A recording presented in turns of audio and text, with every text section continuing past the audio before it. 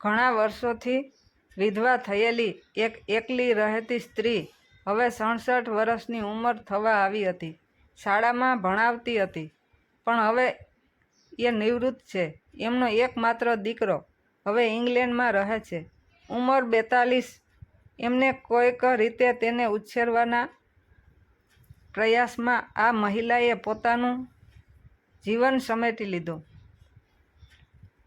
36 વર્ષની હતી ત્યારે એમના પતિનું અવસાન થયું અને દીકરો 12 વર્ષનો હતો. તે ક્ષણથી એમણે નક્કી કર્યું કે મારું બાકીનું જીવન ફક્ત તેના ભવિષ્ય માટે જ છે. તેથી બીજા લગ્ન નથી કર્યા.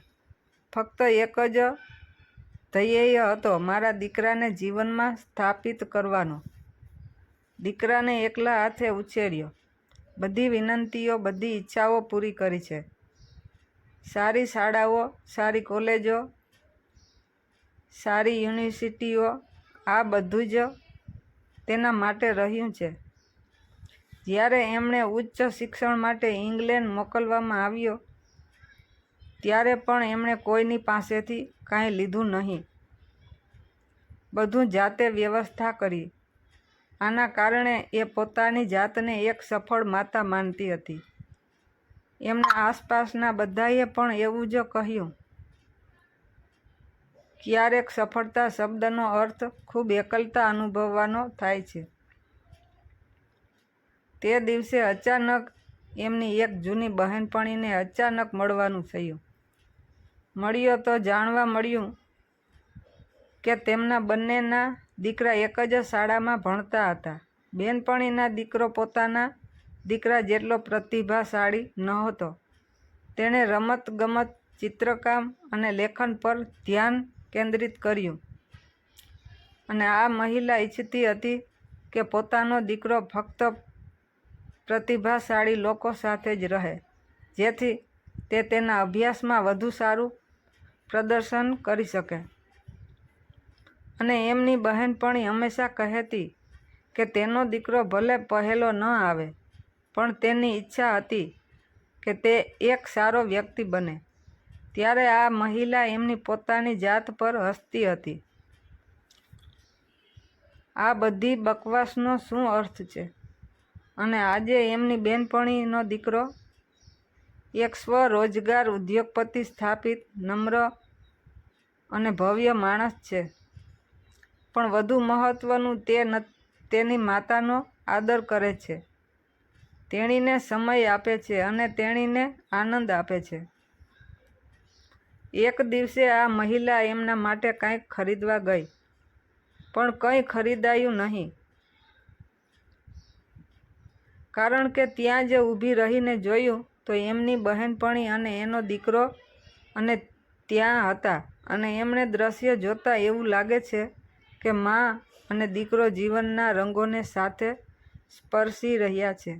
દીકરાએ તેની માતા માટે ખરીદી કરી, તેણીને ખવડાવી, તેણીને હસાવ્યા અને એના માટે કપડાંનો સેટ પણ ખરીદ્યો. તેણે કહ્યું, આપણે કોઈ પ્રકારના કપડાં પહેરીને બહાર જઈશું. તેમણે એમને એક મોટી બજારની મુલાકાત લેવા આમંત્રણ આપ્યું. પેલી મહિલાએ કહ્યું, હું મારા દીકરા સાથે વાત કરીશ અને તમને જણાવીશ. પણ સાચું કહું તો મને ખબર છે કે રાજુ હજુ પણ સમયસર પહોંચી શકશે નહીં.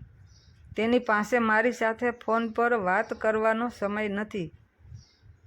ક્યારેક તે કહે છે, મમ્મી, મને આટલો અચાનક ફોન ના કર, એનાથી મારા કામમાં ખલેલ પડશે.